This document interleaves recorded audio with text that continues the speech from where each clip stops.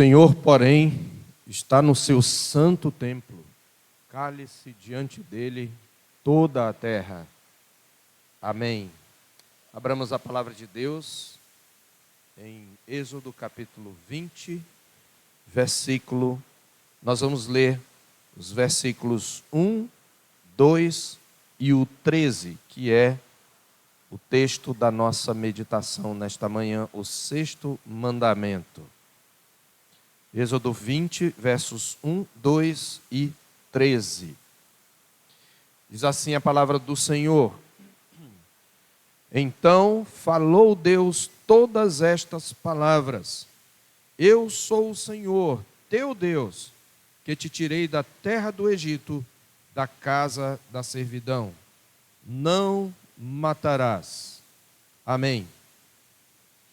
Meus irmãos, eu comecei com os versos do preâmbulo, versos 1 e 2, porque eu quero relembrá-los do que falamos de maneira extensa em duas ou três mensagens, que o contexto fundamental dos mandamentos é a obra redentora de Deus.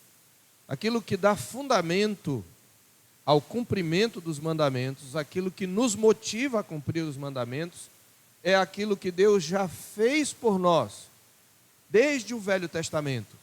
Nós temos uma mensagem anterior, há alguns domingos, intitulada a aliança da lei, uma aliança de graça. Então, lembremos-nos disso. Nós só podemos cumprir os mandamentos porque Deus nos libertou. Ele começa dizendo para Israel: Eu sou o Senhor teu Deus, o Senhor que te amou, o Senhor que se fez teu, que te tirou do Egito, da casa da servidão. Tenha isto em mente, porque quando nós olhamos para este mandamento e para todos os outros, quando nós meditamos profundamente nele, nós verificamos o fracasso da nossa vida no que diz respeito a amar a Deus sobre todas as coisas e amar ao próximo como a nós mesmos, porque nesses 10 mandamentos nós temos os parâmetros do amor que devemos a Deus e do amor que devemos ao nosso próximo.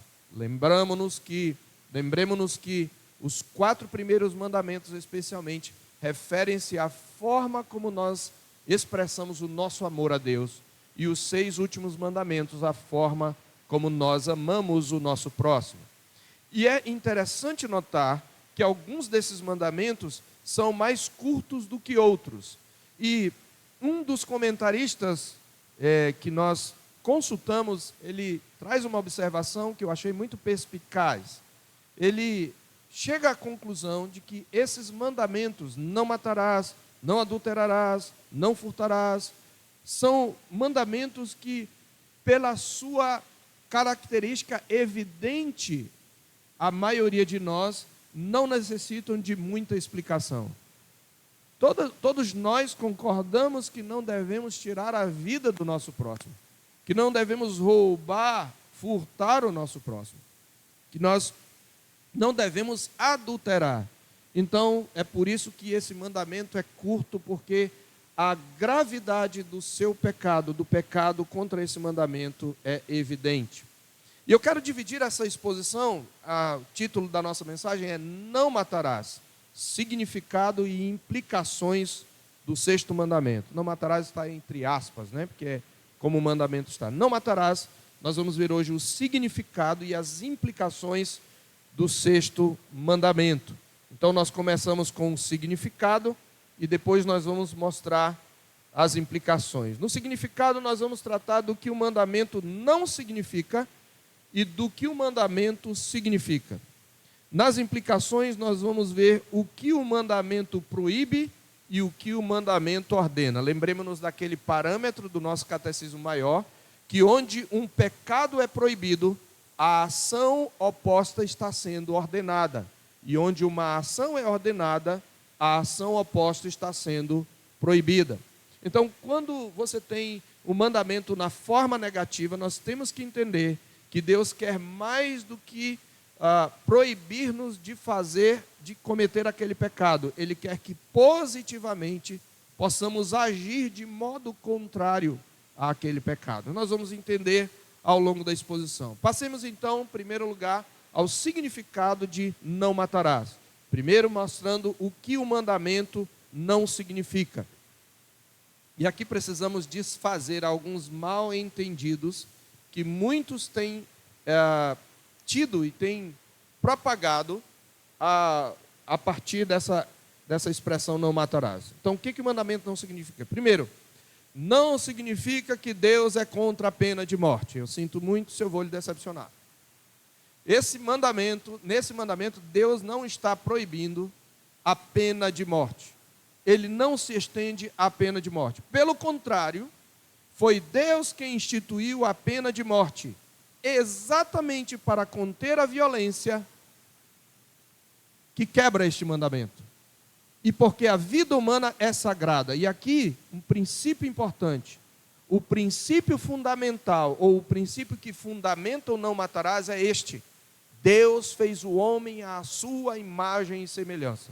Esse é o fundamento básico do sexto mandamento. E você vê isto muito claramente em Gênesis capítulo 9, versículos 5 e 6. Ali você tem a instituição da pena de morte. Nem todo Estado obedece àquilo que Deus estabeleceu, nosso país não tem, e obviamente nós vamos viver de acordo com as leis do nosso país. Mas há países onde a pena de morte existe, inclusive alguns deles que têm fundamento no próprio cristianismo. Mas eu quero mostrar para você que logo depois do dilúvio, para conter a violência que levou Deus a destruir o mundo, Deus estabelece a pena de morte. No capítulo 9, o Senhor diz para Noé: certamente requererei o vosso sangue, o sangue da vossa vida. De todo animal o requererei, como também da mão do homem, sim, da mão do próximo de cada um, requererei a vida do homem. Requerer é: quem tirar a vida vai me pagar, você vai prestar contas. Observe o que ele diz, verso 6, se alguém derramar o sangue do homem, pelo homem se derramará o seu. Quando ele diz pelo homem, ele está dizendo pela instrumentalidade do homem, o sangue do assassino será derramado. Por quê? Porque Deus fez o homem à sua imagem. Quando eu tiro a vida a uma pessoa, eu estou matando simbolicamente a Deus. Este é o ponto. Então, é muito claro aí. Quando Deus diz, pelo homem se derramará o seu, Ele está dizendo que o assassino, para conter a violência, lembre, o mundo de Noé era violento, lembra? A terra estava cheia, corrompida e cheia da violência dos homens. E Deus agora estabelece uma nova instituição. É aqui que o braço do Estado nasce, segundo Abraham Kuyper. Então, por isso o assassino deveria morrer por uma aplicação institucional da sentença. Isso fica muito claro na aplicação casuística do mandamento. Lembra? A aplicação casuística é quando você aplica o mandamento geral a um caso específico. Abra aí em Êxodo 21, bem pertinho de Êxodo 20. E você vai ver qual é a pena para quem quebra este mandamento no capítulo 1. Capítulo 21, no versículo 12. Lembremos-nos que Israel é uma teocracia. Nós não somos o nosso país não é uma teocracia. Nós estamos num outro momento. Mas é significativo que Deus tenha colocado: quem ferir a outro de modo que este morra, também será morto. Porém, se não lhe armou ciladas, mas Deus lhe permitiu caísse em suas mãos, então te designarei um lugar para onde ele vai fugir. Se alguém vier maliciosamente contra o próximo, matando a traição, tirá-lo-ás até mesmo do meu altar. Algumas pessoas, para se proteger, corriam e seguravam nas pontas do altar, que era um lugar sagrado. Deus diz: até de lá você vai tirar para executar o assassino. Quem ferir seu pai ou sua mãe será morto. O que raptar alguém, sequestre e o vender, ou for achado na sua mão, será morto. Então perceba, a pena de morte é um cumprimento da sentença de quem quebra o sexto mandamento. Logo, Deus não está proibindo a aplicação civil da lei moral ordenada por Deus. Não apenas no Velho Testamento, no Novo Testamento, em Romanos capítulo 13, versículos 3 e 4, Paulo está falando como devemos nos submeter à autoridade. Estamos no Novo Testamento e olha o que ele fala, num contexto em que a pena de morte era exercida, era executada. Capítulo 13 de Romanos 3 e 4. Porque os magistrados não são para temor quando se faz o bem, e sim quando se faz o mal. Queres tu não temer a autoridade, faze o bem, terás o louvor dela, visto que a autoridade é ministro de Deus para o teu bem. Entretanto, se fizeres o mal, teme, porque não é sem motivo que ela traz a espada. Você acha que espada é para fazer cócegas? Não. A espada significa a morte. Então, o Estado tem o poder da vida e da morte. É claro que ele tem responsabilidade diante de Deus. Ele diz, pois é ministro de Deus vingador para castigar o mal. É óbvio que em nossa nação nós não temos pena de morte. Ela não deve ser aplicada individualmente, é óbvio isto, mas precisamos entender que esse não matarás não pode ser usado para você se colocar contra a pena de morte. O Estado, através de suas instituições, não somente pode e deve resistir, combater, como combater e punir o perverso. Aliás, quando um policial, representando uma instituição, enfrenta um bandido para salvar a vida de outro, ele tem todo o direito de, se necessário, tirar a vida do bandido. E ao fazer isto, ele está cumprindo o mandamento e não quebrando o mandamento. Deu para entender? Eu espero que tenha dado. Então, o Estado é o defensor dos interesses do bem comum. Ela é autoridade, ele é ministro de Deus para o nosso bem, ele é vingador para o que castiga e pratica o mal. Certo? Então, sabemos que o Código Penal possui todo um conjunto de regras, estabelecendo o princípio de proporcionalidade no uso da força, e é por isso, por exemplo, que nos levantes promovidos por cidadãos comuns, como os policiais usam, por exemplo, as chamadas armas de efeito moral, que não têm a princípio letalidade, enquanto no confronto com bandidos de alta periculosidade, usam-se armas de fogo. Então, desse modo, o Estado pode e deve punir o cidadão transgressor da lei. Ele tem até mesmo o direito, se for o caso, de estabelecer a pena de morte. Então, o mandamento não significa que Deus proíbe a pena de morte. Em segundo lugar, o mandamento também não significa que o Senhor está proibindo a guerra em qualquer circunstância. Deus também não está proibindo a guerra. Há guerra justa, meus irmãos, pelo menos quanto à sua causa, embora toda guerra sempre tenha efeitos colaterais injustos. Quem discordaria da guerra deflagrada contra Hitler? Quem aqui discordaria que Hitler tinha que ser detido e que isso só poderia ser mediante a guerra? Ninguém no mundo inteiro, porque Hitler é o bode expiatório de todos os ditadores, né? Alguns toleram alguns ditadores que mataram mais que Hitler, mas não pode falar de Hitler, né? Então, ninguém aqui discordaria que ele deveria ser detido. E ainda, em terceiro lugar, o mandamento também não está proibindo a legítima defesa. Em Êxodo mesmo 32, observe, ou 22, 2 capítulos depois, versículos 1 e 2, versículo 2, melhor dizendo, e 3. Se um ladrão for achado arrombando uma casa, e sendo ferido morrer, quem o feriu não será culpado do sangue. Então, o sujeito está de noite. Aí o ladrão vai lá, está tudo escuro. O cidadão é o defensor da sua família. O homem é o protetor da sua família. Ele não sabe se o ladrão está armado, se não está, o que ele está fazendo. E ele o fere, não é nem necessariamente com o objetivo de matá-lo, é de detê-lo. E ele morre, ele não é culpado do sangue. Agora, se era de dia, ele sabia como o imobilizar, e ele aproveitou para derramar a ira dele e matou, aí ele é culpado. Então preste atenção, Deus não permite a vingança, mas ele permite a autodefesa. Muitos se utilizam daquelas palavras de Jesus em Mateus 5, 38 a 42, quando o Senhor diz, não resistais ao perverso, ouvistes foi dito, olho por olho, dente por dente, eu porém vos digo, não resistais ao perverso, que te ferir numa face, oferece a outra. Muitos usam esse texto de Mateus 5, 38 a 42 para embasar uma postura pacifista. O cristão deve ser um pacificador, mas isso é diferente de ser pacifista. E para fundamentar muitas vezes uma atitude de não reação a um assalto, mas este é um uso fora de contexto das palavras de Jesus, nesse texto que eu indiquei.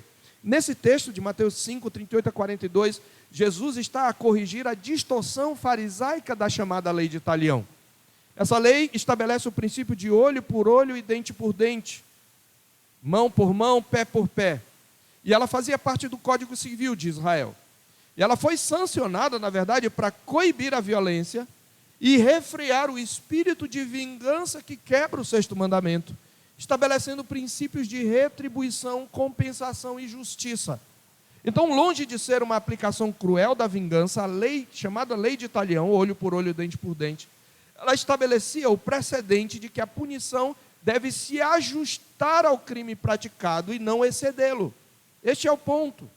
Além disso, ela devia ser aplicada institucionalmente, por um corpo de juízes, após um processo regular. Inclusive, aquele que feriu o seu próximo podia ir para uma cidade de refúgio, até que se estabelecesse, mediante investigação, se foi intencional ou não, para que ele não sofresse a morte. Então, não era no âmbito individual, ao gosto da pessoa ofendida. Se você quiser, para anotar, depois ler em casa, Deuteronômio 19, versos 17 e 18, mostram como a lei de talião deveria ser aplicada. Deuteronômio 19, versos 17 e 18. Mas os fariseus, eles usavam o olho por olho, dente por dente, para justificar a vingança pessoal. Então, só, você furou meu olho, eu vou lá e furo o teu olho. Eu não levo para os juízes. Era assim que os fariseus faziam. Por isso que Jesus não está se contrapondo à lei de talião, mas à aplicação farisaica. Então, eu já sofri o dano, alguém foi morto da minha família, eu não tenho direito de ir lá e aplicar a justiça com minhas próprias mãos. Aliás, a palavra de Deus, desde o Velho Testamento, proíbe a vingança pessoal em Levítico 19, 18, que eu quero ler. Levítico 19, 18. Assim está escrito: não te vingarás, nem guardarás ira contra os filhos do teu povo, mas amarás o teu próximo como a ti mesmo. Eu sou o Senhor. É aí que está o segundo mandamento, de onde Jesus tirou o segundo mandamento. Então, não te vingarás e nem guardarás ira contra os filhos do teu povo. Então, nos tempos de Jesus, contrariando o espírito da lei, os escribas usavam esse princípio para justificar atos de vingança e revides a ofensas pessoais, deturpação que Jesus quer combater. Então, quando Jesus diz não resistais ao perverso, Ele não está nos proibindo de buscar nossos direitos pelas vias legais, nem está nos proibindo de nos defendermos dentro dos parâmetros da justiça. Aliás, Ele nos proíbe aqui de fazer justiça com as próprias mãos, revidando a violência com mais violência, retribuindo a injustiça com injustiça. Então, as palavras de Jesus não se referem à aplicação institucional da retribuição, visando a corrigir a violência proporcionalmente. Ele está falando contra a aplicação pessoal, individual e, por consequência, arbitrária da justiça. E uma observação: existe mais de um verbo hebraico para matar. E o verbo aqui usado nunca ocorre em conexão, nem com a pena capital, nem com a guerra. Tá? O verbo hebraico para matar aqui significa, e aí então nós vamos trazer o que significa. Falamos o que não significa, então o que significa? A palavra significa não assassinarás. Ok? Então, o verbo usado, ele só é usado no Velho Testamento para descrever o ato de tirar a vida de um inocente. Tirar a vida a quem não cometeu nenhum crime. Ou de tirar a vida por vingança pessoal. É isto que significa o verbo. Então, o Antigo Testamento tem mais de uma palavra, e aqui o verbo é usado para o ato de cometer assassinato, e normalmente indicando um ato violento.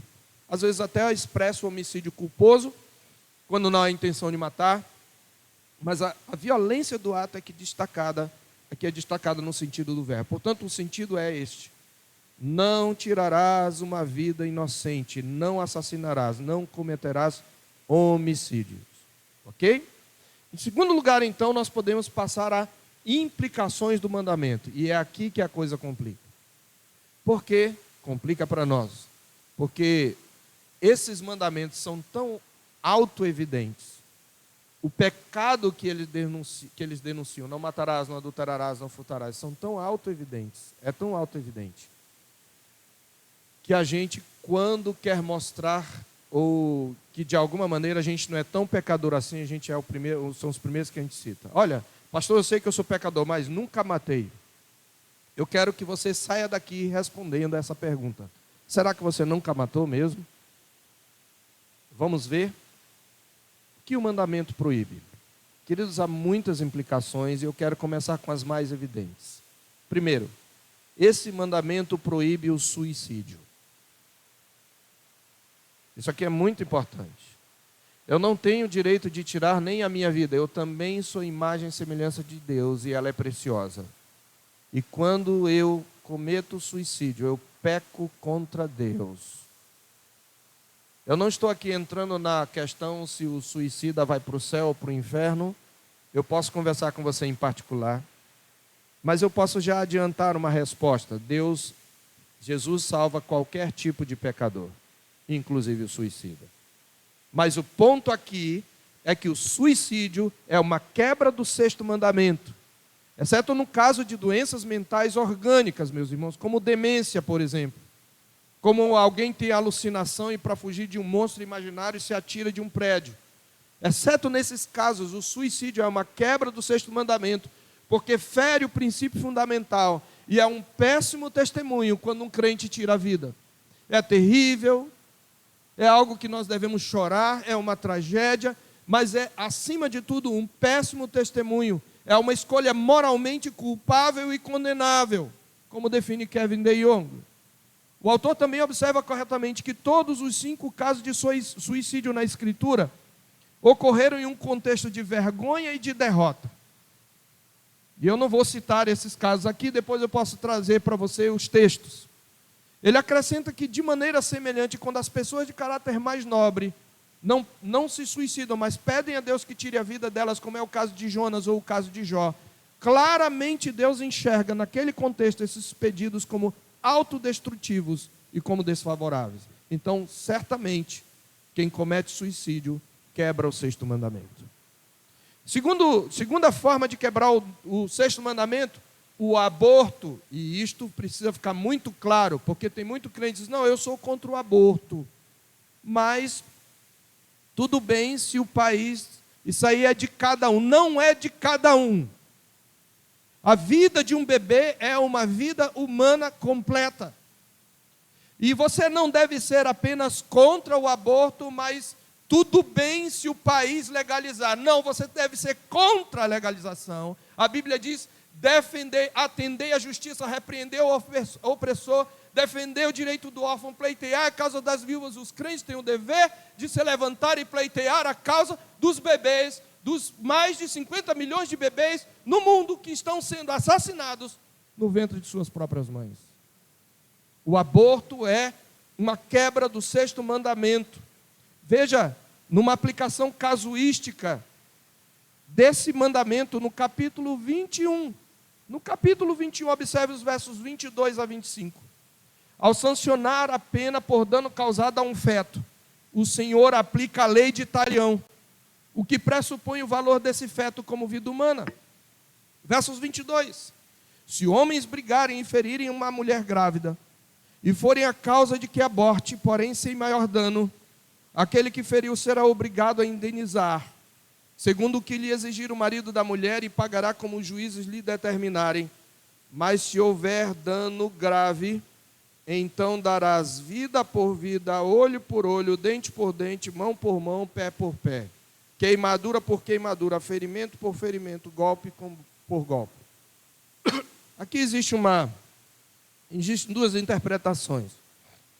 Essa lei de talião está sendo, o dano maior é a morte da mulher ou é a morte do feto? Bom, a Septuaginta, na sua tradução, que é uma das versões fora dos originais mais antigas, que foi escrita em hebraico, a Septuaginta em grego, feita por sábios judeus, no contexto da Septuaginta, ela aplica ao feto. Porque a palavra aqui, aborte, ela também pode significar um parto prematuro. A ideia é feriu e devido àquele ferimento, a mulher começa a ter contração e tem o bebê antes. Então, sem maior dano, então significaria o bebê não morreu. Mas se houver dano grave, isto quer dizer o bebê morrer, vida por vida. Está muito claro no texto. Está muito claro. Eu vi uma mulher que se dizia cristã citar isso aqui, dizendo, não, como ele exige só a indenização, significa que o feto não é vida. Não é isto. O verbo hebraico para abortar também significa dar à luz prematuramente. Aliás, esta palavra que fala de dar à luz, ou no caso do feto, ela é usada normalmente para descrever os filhos, aqueles que são gerados. Então a ideia é de alguém que veio à luz precipitadamente. Logo Deus está mostrando que o feto é uma vida aí. Nós sabemos o que diz o Salmo 139, de 13 a 16. O salmista declara, pois tu formaste o meu interior, tu me teceste no seio de minha mãe, graças te dou, visto que por modo assombrosamente maravilhoso me formaste. As tuas obras são admiráveis e a minha alma sabe muito bem. Os meus ossos não te foram encobertos quando no oculto fui entretecido, quando no oculto fui formado e entretecido, como nas profundezas da terra. Os teus olhos me viram a substância ainda informe. Aqui a palavra é feto, embrião. E no teu livro foram escritos todos os meus dias, cada um deles escrito e determinado, quando nenhum deles ainda existia.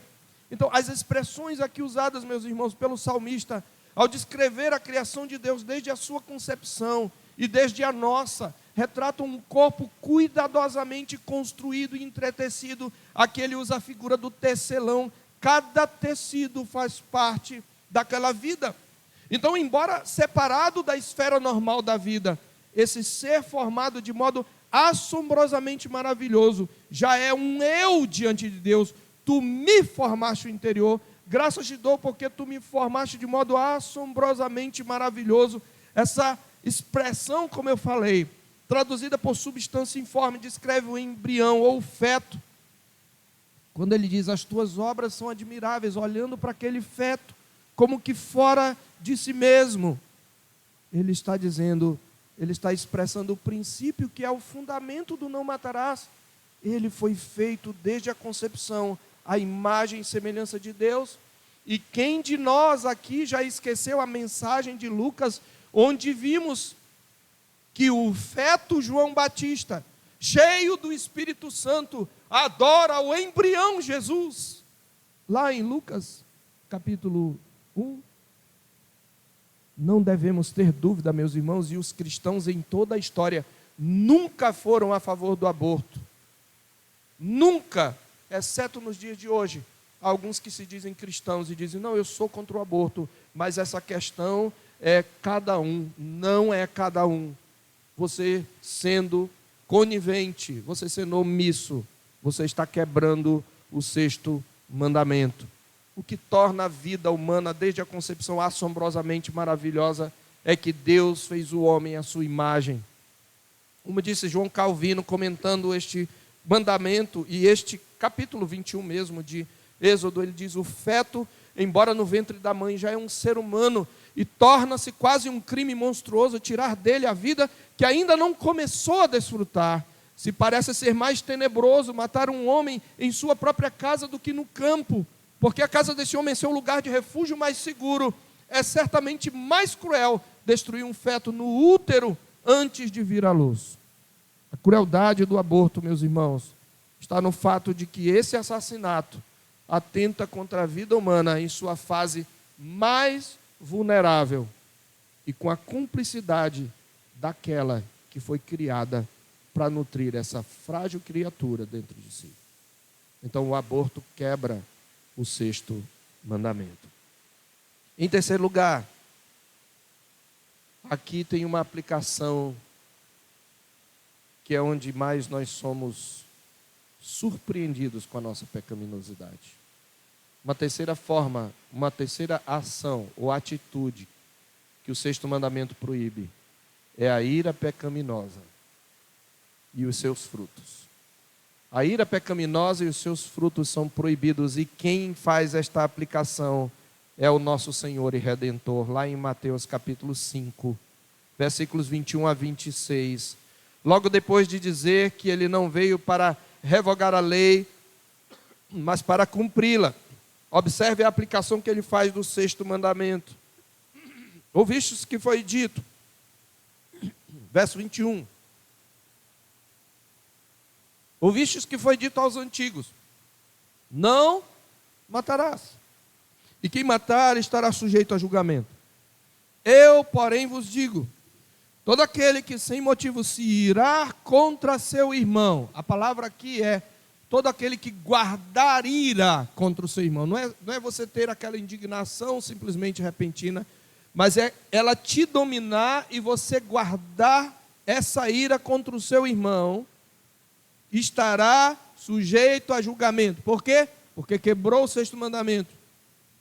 E aí ele fala não só da ira, veja, não só do guardar a ira, o tempo verbal, ele reforça a persistência da ira. Jesus está dizendo que guardar rancor, guardar mágoa, guardar amargura contra o meu próximo é quebrar o 6º mandamento. Eu já comecei a matá-lo em meu coração. Mas não só a ira está sendo proibida aqui, os seus frutos também. Logo em seguida, Jesus traz os frutos da ira. O primeiro deles, o insulto. E todo aquele que dirigir e proferir um insulto a seu irmão estará sujeito a julgamento do tribunal. Perceba a gradação.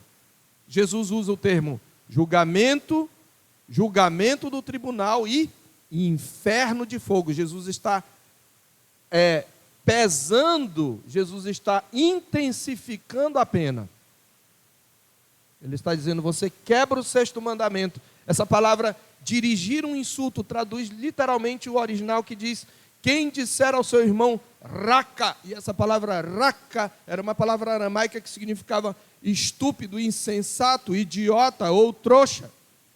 Quem disser ao seu irmão idiota, imbecil, trouxa, estúpido, está sujeito ao julgamento pelo assassinato. E na frase seguinte, quem lhe disser tolo, também a palavra é estúpido. Alguns linguistas observam que a primeira palavra expressa desprezo pelo intelecto da pessoa, dando a ideia de uma pessoa burra, enquanto que a segunda mostra desprezo pelo coração e caráter, seu salafrário, seu canalha. Outro comentarista observa ser possível que o segundo termo seja uma transliteração grega de uma palavra hebraica que significa rebelde, apóstata, uma palavra de condenação. De qualquer forma, o que temos, meus irmãos, nessa aplicação do 6º mandamento por Jesus, é um progresso do rancor ao insulto e deste a condenação do próximo. E há um progresso na condenação daquele que quebra o mandamento. Ou seja, aquele que guarda a ira, aquele que insulta, aquele que condena, o seu próximo, está sujeito à mesma condenação que pronuncia contra ele. Como observou o professor Luiz Saião, comentando o mandamento, pensamentos cheios de ira ou ódio e palavras insultuosas talvez não levem à consumação do ato homicida, mas diante de Deus são equivalentes. Presta atenção, crente. Pensamentos de ira que você remoe no coração, insultos, são equivalentes para Deus ao homicida. Lembra do que João diz em João 3, 1 João 3, todo aquele que odeia seu irmão é assassino. A ira, o ódio, o insulto são sintomas, meus irmãos, como diz ainda Luiz Saião, do desejo de acabar com uma pessoa que está no nosso caminho. Os nossos pensamentos, olhares e palavras que como algumas vezes indicam que como algumas vezes chegamos a dizer, tomara que morra. Esse desejo é um desejo assassino. Quando você não perdoa, quando você não consegue voltar a falar pacificamente com seu irmão, com sua irmã, você está praticando assassinato, é infração do 6º mandamento. e torna a pessoa culpada diante de Deus. As mesmas penalidades às quais o homicida se expõe, não literalmente em um tribunal humano, porém mais grave do que isso, no tribunal de Deus, cuja culminância é o inferno de fogo. Veja em Apocalipse no final: fora ficam os assassinos, e não são só os que tiram a vida, são aqueles que guardam ira, são aqueles que insultam, são aqueles que mancham a reputação. Nós quebramos o 6º mandamento quando fazemos isso. Uma outra forma, uma quarta, na verdade, dentro dessa terceira forma, que é guardar ira, um segundo fruto da ira, além do insulto, é a maledicência. Aqueles que nós não gostamos muito, nós tendemos a supervalorizar, superestimar os seus defeitos e ressaltá-los para os outros. Às vezes até, preste atenção, igreja, às vezes até são defeitos mesmo. Mas quando você os ressalta, em vez de encobri-los, ser discreto em relação a eles, você quebra o 6º mandamento. Porque não é assim? Para os amigos a misericórdia, para os inimigos a dureza da lei. Em Levítico capítulo 19, meus irmãos, nós temos o Senhor Deus falando que a maledicência atenta contra a vida do próximo. E a maledicência pode acontecer em forma de difamação e pode acontecer em forma de fofoca também. Capítulo 19, 16 a 18 diz: não andarás como mexeriqueiro entre o teu povo. E olha o que ele diz em seguida: não atentarás contra a vida do teu próximo. Eu sou o Senhor. Continua dizendo: não aborrecerás o teu irmão no teu íntimo. Não ande como mexeriqueiro, não guarde ódio no coração contra o seu próximo, mas repreenda-o. E não incorra em pecado por causa dele, não procure vingança, nem guarde ira contra os filhos do seu povo, mas ame o seu próximo como a si mesmo. A maledicência, queimar reputações, fazer campanha difamatória. Presta atenção, igreja. Fazer campanha difamatória é quebra do 6º mandamento. Quem faz isso é assassino. Porque quando você mata o nome do outro, você está começando a matar o outro. Campanha difamatória, meus irmãos, é quebra do 6º mandamento. Sem dúvida nós concordaríamos quanto à gravidade do suicídio, não é mesmo? Sem dúvida nós até perguntamos se é possível que um suicida seja salvo. Sem dúvida nós condenamos o caráter hediondo do assassinato físico. Contudo, ao mesmo tempo, nós toleramos criminosamente atitudes que provêm do nosso coração homicida. E sobre isso comenta Michael Horton. Ele diz: na igreja essas formas de assassinato oculto são toleradas. Aqui citando um outro autor, são aquilo que Jerry Bridges chama de pecados intocáveis. Enquanto compomos nossos próprios pecados imperdoáveis, juntamente com imoralidade sexual, idolatria e feitiçaria, lembremos-nos que estão inimizades, porfias, ciúmes, iras, discórdias, dissensões, facções, semear divisão entre os irmãos. Está tudo em Gálatas 5.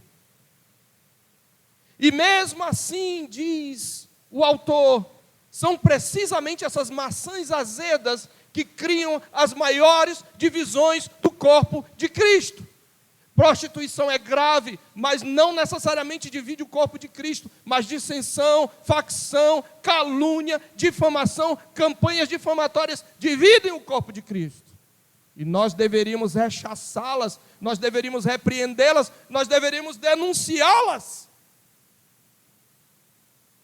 E mesmo assim, diz o autor Michael Horton, essas maçãs azedas criam as maiores divisões no corpo, destruindo relacionamentos, deixando o nosso próximo em angústia. Logo nós desobedecemos ao 6º mandamento, ao tolerar qualquer atitude que possa produzir dano ativo ou apatia passiva com respeito ao bem do nosso próximo.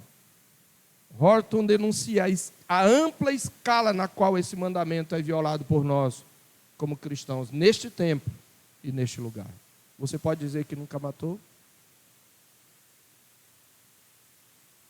Meus irmãos, existem ainda duas formas, duas ações que esse mandamento proíbe. Eu quero terminar e na próxima semana vamos mostrar o que o mandamento ordena.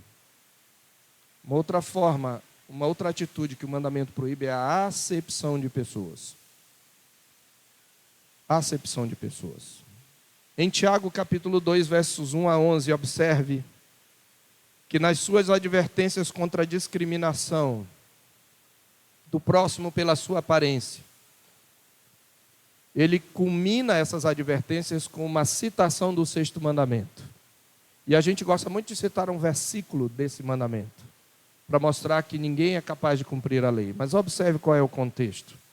Meus irmãos, não tenhais a fé em nosso Senhor Jesus Cristo, Senhor da glória, em acepção de pessoas. Se, portanto, entrar na vossa sinagoga algum homem com anéis de ouro nos dedos, em trajos de luxo, e entrar também algum pobre e andrajoso, e tratardes com deferência o que tem os trajos de luxo, e lhe disserdes, tu assenta-te aqui, em lugar de honra, e disserdes ao pobre, tu fica ali em pé, ou assenta-te aqui abaixo do estrado dos meus pés, não fizestes distinção entre vós mesmos, e não vos tornastes juízes tomados de perversos pensamentos? Ouvi, meus amados irmãos. Não escolheu Deus os que para o mundo são pobres, para serem ricos em fé e herdeiros do reino que ele prometeu aos que o amam? Entretanto, vós outros menosprezastes o pobre. Não são os ricos que vos oprimem, não são eles que vos arrastam para tribunais? Não são eles os que blasfemam o bom nome que sobre vós foi invocado? Observe agora o que ele diz. Se vós, contudo, observais a lei régia, segundo a Escritura, amarás o teu próximo como a ti mesmo, fazeis bem. Se todavia fazeis acepção de pessoas, cometeis pecado, sendo arguidos pela lei como transgressores. Pois qualquer que guarda toda a lei, mas tropeça em um só ponto, torna-se culpado de todos. Observe agora a aplicação. Porquanto aquele que disse não adulterarás, também ordenou, não matarás. Por que ele está dizendo isso? Porque quando você faz acepção de pessoas, você está matando. Por isso ele diz, ora, se não adulteras, porém matas, vens a ser transgressor da lei. Então, meus irmãos, a acepção de pessoas, a discriminação, é uma quebra do 6º mandamento. Não é só a discriminação pela classe social, não. Tem várias coisas pelas quais nós discriminamos os outros. Eu não gosto do jeito dele, eu não gosto da forma dela falar, a voz dele me é irritante. Nós precisamos tomar cuidado com a acepção de pessoas. E por último, a negligência para com a segurança da vida do próximo. A negligência, nós também pecamos por omissão. Deus está proibindo a negligência.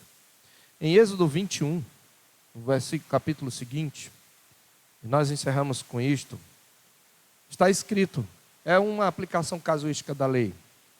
Se um boi chifrar um homem ou uma mulher, fazendo com que morra, o boi será apedrejado e a carne dele não será comida. Mas o dono do boi será absolvido. Mas, veja o verso 29, se o boi já antes costumava chifrar, e o seu dono sabia disso e não o prendeu, e o boi matar um homem ou uma mulher, o boi será apedrejado e também será morto quem? Seu dono. Por quê? Ele sabe que o boi é bravo. Então, ele diz, quer tenha chifrado um filho, uma filha, este julgamento será aplicado. Aplicando aos nossos dias, irmãos, uma pessoa, por exemplo, que dirige bêbada, expondo outras pessoas, outras vidas ao risco, quebra o 6º mandamento. Aliás, foi em aplicação a este mandamento que todas as igrejas do no passado, e outras igrejas presbiterianas em diversas cidades respeitaram um certo período de isolamento durante a pandemia do Covid-19. Eu não vou entrar no mérito aqui que informações eram verdadeiras, eram falsas. Porque nenhum de nós sabia o que estava acontecendo no mundo. Nenhum. E sabe qual foi o mandamento discutido para decidirmos? Não foi Romanos 13, obedecer à autoridade. Foi exatamente Êxodo 20, 13. E a maioria de grandes pastores respeitados no Brasil e no mundo, e sim, nem todos concordaram, mas a polêmica era em cima de aplica-se o 6º mandamento, expor a vida do meu irmão em risco. Por isso, nós tomamos a decisão, unânimes, todas as igrejas do presbitério pararam. E houve quem caluniosamente, malignamente, diabolicamente dissesse que a igreja se dobrou a Baal. Falando mal da noiva de Cristo. Nós precisamos prestar atenção, meus irmãos, porque nós quebramos este mandamento mais frequentemente do que nós imaginamos. Eu quero concluir com as palavras. Na próxima semana, se o Senhor Deus quiser, nós continuaremos mostrando o que o mandamento ordena, falando ainda das implicações. As palavras de Michael Horton, comentando este mandamento. Nós despejamos ira na forma que falamos com o cônjuge, quando julgamos silenciosamente, quando explodimos com nossos filhos por coisas banais, quando alguém dirige muito devagar em nossa frente. E você poderia pensar que todas essas coisas amaldiçoaram toda a sua família para sempre. Jesus de fato diz que você não se livrará até pagar o último centavo. E isso torna a ira algo sério. O que fazer então? Todos nós, a começar em mim, em algum momento já enchemos esse cálice de ira em nossa vida, se não de forma visível, certamente em nosso coração. Estávamos fumegando, maquinando, cheios de cólera, bebendo o nosso cálice de ira, que borbulha e explode. Olhamos para o jardim do Getsêmani e encontramos Jesus com outro cálice. Ele, ao enfrentar a morte na cruz, orou: meu Pai, se possível, afasta de mim esse cálice, o cálice da tua ira sobre os pecadores, todavia, não seja como eu quero, mas como tu queres. Que cálice era esse? Não era o da nossa ira, mas o da ira de Deus contra pecadores como nós. Ira justa e perfeita, dirigida a pessoas como nós, que tantas vezes manifestaram uma ira ímpia e profana, mas Deus disse, Jesus disse: se não há outro caminho, Pai, eu aceitarei o cálice no lugar daqueles que nos ofenderam. Nós merecemos esse cálice, mas Ele tomou sobre si mesmo, o único que jamais violou algum dos mandamentos, ou cometeu assassinato em qualquer grau de intensidade em seu coração, foi morto por assassinos furiosos, como todos nós derramamos o cálice da ira uns sobre os outros, mas somente Jesus escolheu bebê-lo em nosso favor. Louvado seja o nosso bendito Cristo. Que sigamos o seu exemplo.